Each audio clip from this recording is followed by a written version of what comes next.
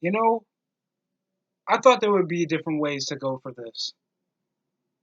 It's always a certain routine. SmackDown just is way better from Raw, from time slot to better construction of their time, but there could have been a lot done with this segment that should have been done. But we got what we wanted. I guess Kevin Owens and Shane McMahon will be feuding. They illustrated earlier that night that Kevin Owens had a conversation and was forced to be out of the area, so he was off for the night. And then they illustrated a town hall because of Kevin Owens' remark the night before Extreme Rules, the last SmackDown before Extreme Rules. So they illustrated a town hall meeting that he made everybody put up their shots. They put up Buddy Murphy, and he kept talking nicely about Buddy Murphy, like we're finally going to see him in action. He didn't show up at all. All it illustrated was three matches with Aleister Black in a rematch with Cesaro, so making that pay-per-view match against two of the best wrestlers in the show in the company get a rematch on TV. Then you have Liv Morgan that's barely been on television for at least a year or several months now because uh before the Riot Squad feud, like late 2018, when she was feuding with Natalia with Ruby Riott and then got her ass beaten and barely was relevant for a majority of the year. Just going on and just trying to pick a fight with Charlotte. And we had Cesaro just saying, I want to pick a fight with Aleister Black. Then Kevin Owens came out of nowhere and stunned the fuck out of. Why is the stunner his premier move? Since he came back, everything was big on Kevin Owens. He looked better. He's still wrestling in the show. When he faced off against Dolph Ziggler, not only did he do a Top Gun Holo, he did two Swanton bombs and a frog splash. The dude was a complete workhorse. He's maybe better than he was a few years back when he first came up to WWE because Kevin Owens was still great. He just looked fatter. Now he has an arm tattoo, looking a bit skinnier. Well, not that skinny, but he looks like he lost a bit of weight. That can help him up increasingly in the ring. Like, I'm not trying to make him act really lean, like Sami Zayn, like fucking any type of muscle in his body. Like, if he loses a bit of the gut and gets a bit of guns, maybe he can be more of a threat. But this segment was just boring. Roman Reigns didn't even have a match, and they just came up with Aleister Black facing off against Cesaro. This wasn't better than their Extreme Rules match. It just came with Aleister Black and I lifting him up by his face and being like, Black Mass. It was brutal. It had a couple good double knee strikes, a running knee right to a European uppercut. It was just kicking the shit and beating the shit out of each other off these guys. But if this was for a more cohesive fight than just a forcible debut, even though Aleister Black came on the main roster like WrestleMania weekend, it could have been cool. Then it just transitioned to Charlotte versus Liv Morgan. It came with Liv Morgan having some offense. She come around, just kicking her through the corner, doing some moves, and then Charlotte just took advantage immediately and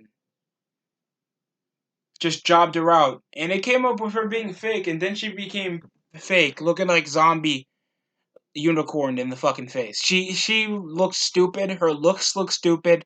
She had the entrance and the animations for Riot Squad, and yet none of the Riot Squad came with it. I don't know if they disbanded because I don't watch Superstars or Main Event, so that was completely pointless. Just to job out this woman after she had a strong showing. And Charlotte's not going to be in the championship picture, so this was just pointless. Just for Charlotte to have a match and be like, oh, she's still a big on the show. Like, have these women have a storyline? You have three championships now, and all three of them are irrelevant. And you have your premier superstar that won it all, and she doesn't even have an interesting, cohesive storyline. Have something involving your father. Have something personal. Have something interesting. I don't care. Do something. Anything than just have Liv Morgan come up and wrestling her. Coming off my opinion, that sounds like an insult.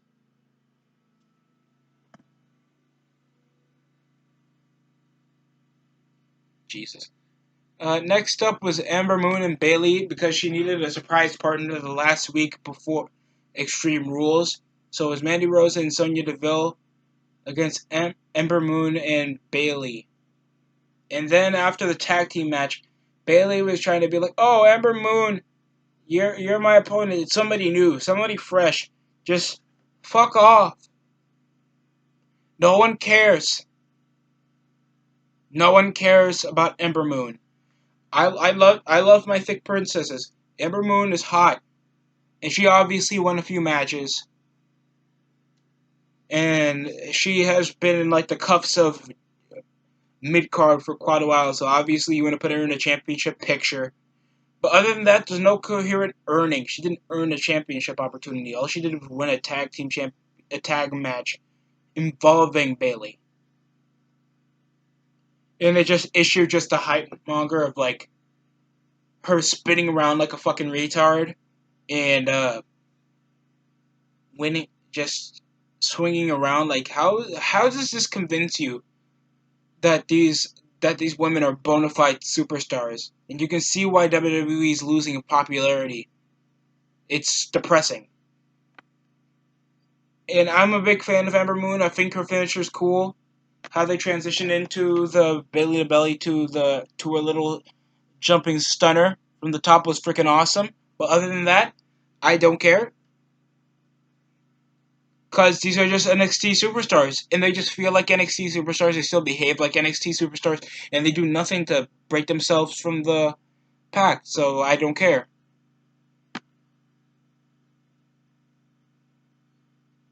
Next up, it came with the New Day showing off all their gold because they just won the tag team titles. And then Big Kofi Kingston retained the WWE Championship back on Extreme Rules against Samoa Joe.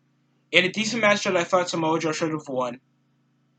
But then it came from Samoa Joe losing to Finn Balor, and then he just comes up to face off against the champion again. Involving Elias, Randy Orton, Ali, just guys just lined up to try to face off against the WWE champion, even though he's an easy target. This is the guy who lost consistent times against Dolph Ziggler, and now he's just holding the WWE championship with double the ponytails. I mean pigtails. So a nigga that looks like my baby cousin, is WWE champion. This wasn't even much of a match. It was just a reason for everybody to get their shit in. A Trouble in Paradise out of nowhere. Missed it. And then it just came with catching one of them for an RKO, so Randy Orton seems to be the big threat. Nobody asked for Randy Orton to feud with Kofi Kingston. Is this supposed to be a legitimacy? Is this supposed to be Randy Orton's redemption from 2009 after that bullshit and causing Kofi Kingston to lose a bit of his legitness as a top star on the card back in 2009? Frankly, I don't give a damn. I talked about this before, so I won't talk about it again.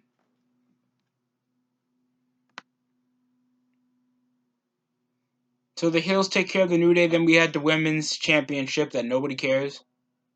Because the tag team titles have been a joke. They haven't even been defended on pay-per-view since the WrestleMania. And the Iconics done nothing with it. They never had promos. They never had matches. All of their bona fide wins were against jobbers, and they retained their titles off a countout.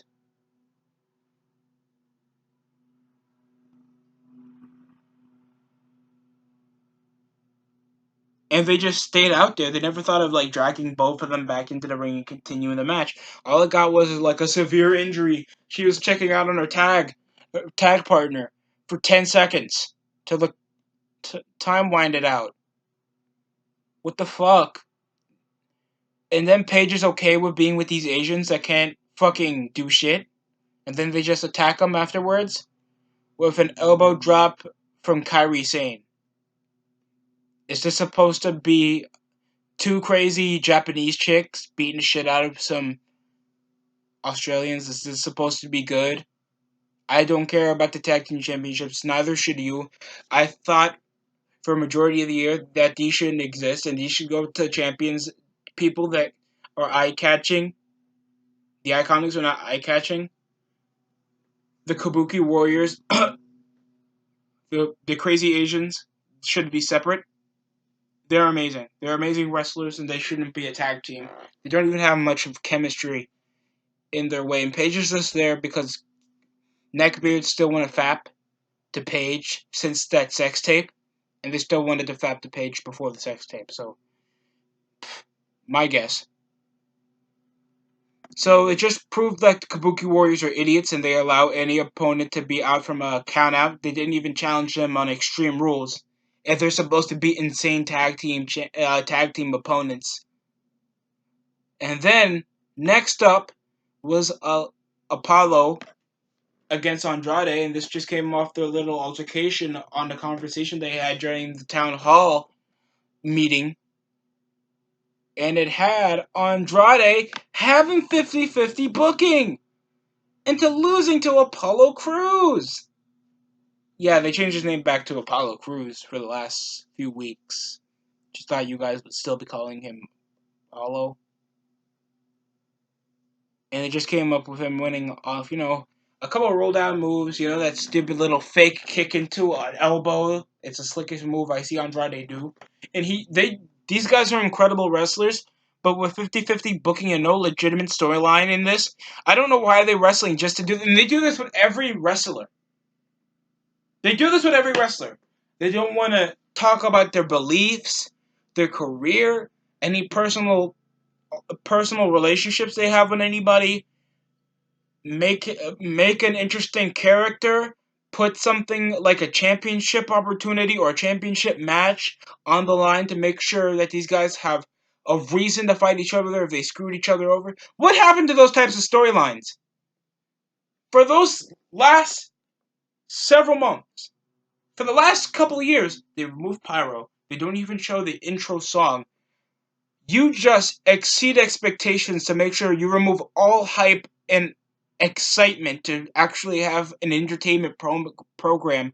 And what, you're saving that pyro and music for XFL? No one's going to watch that shit no matter what happens. Well, we're going back to the XFL. WWE's obviously trying to get to another medium here, even though they have a failing major program that they have most of their income coming out of. No one wants to watch your house shows. Nobody wants to research you online anymore. I barely see conversations in public. I only know a few friends, or at least some people from my college, or some guys that used to watch it now. You know how sad it is? I've never felt so awkward as a wrestling fan that I have to see 50-50 booking. Too many championships on people who do nothing with it. Too many people on payroll, and they're not doing a smidget of a thing. And you think of getting Paul Heyman and Eric Bischoff there, making a damn difference. Your top heel has nothing to do. Kevin Owens is using the stunner when he already has a legit finisher that takes out opponents, named the Pop-Up Powerbomb.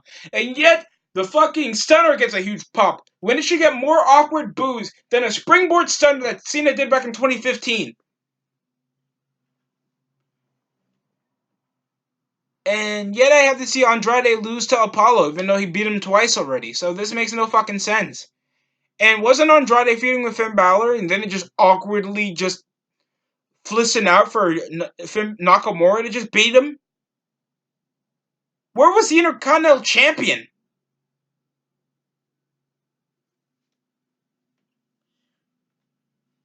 Ah. There's also a career-altering segment with Daniel Bryan that they kept promoting over the match. They tried to interrupt the New Day's promo.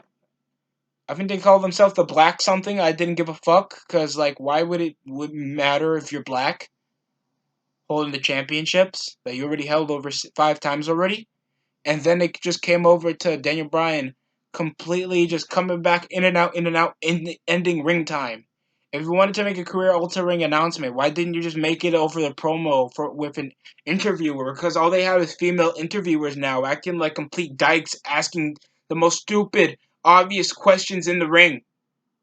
What happened to interviewers with at least some punctuality, intelligent questions, or something?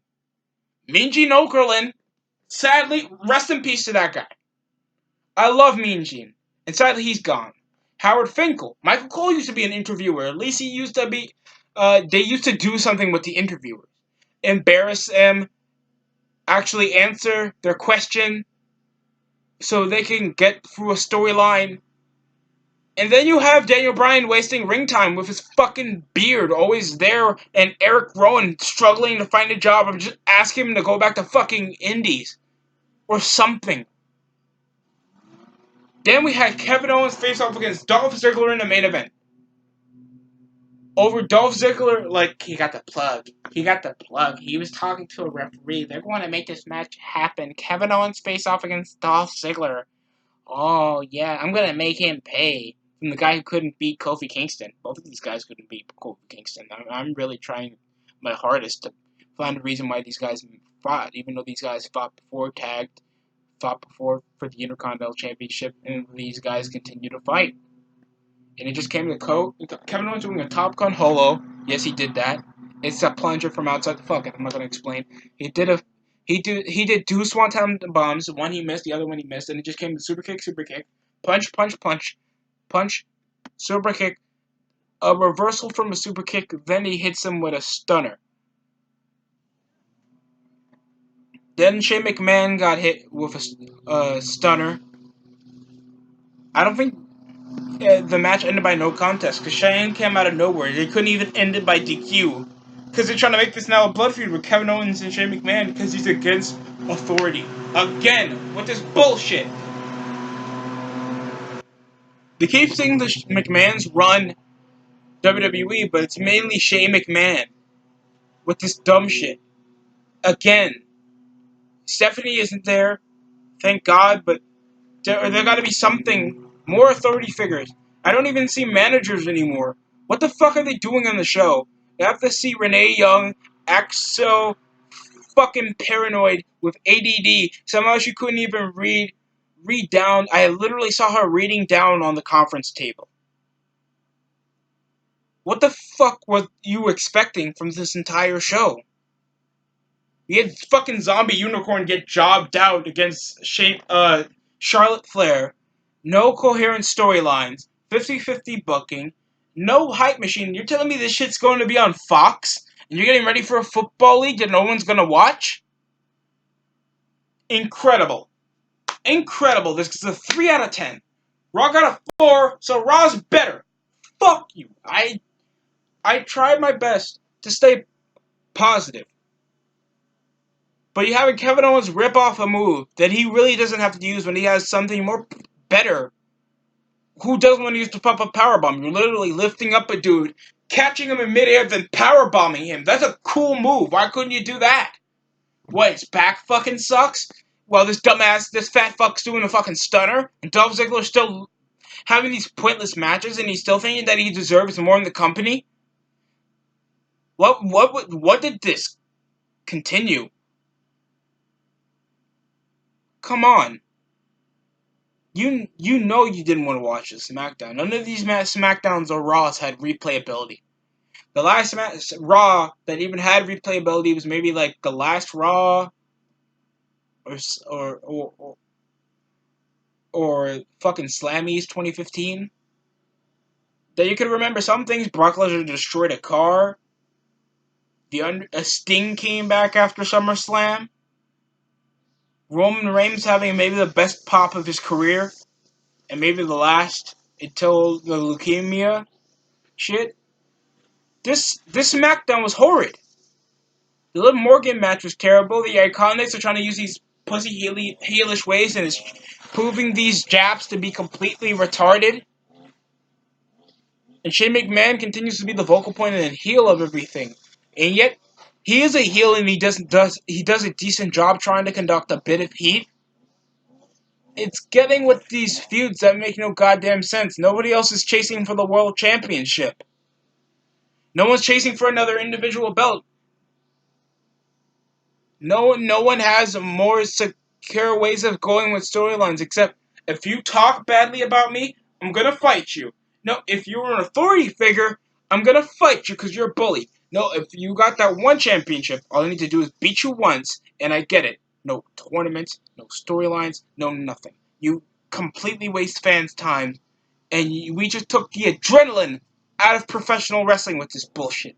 And it's sad to say how you can take adrenaline off something completely built for hype.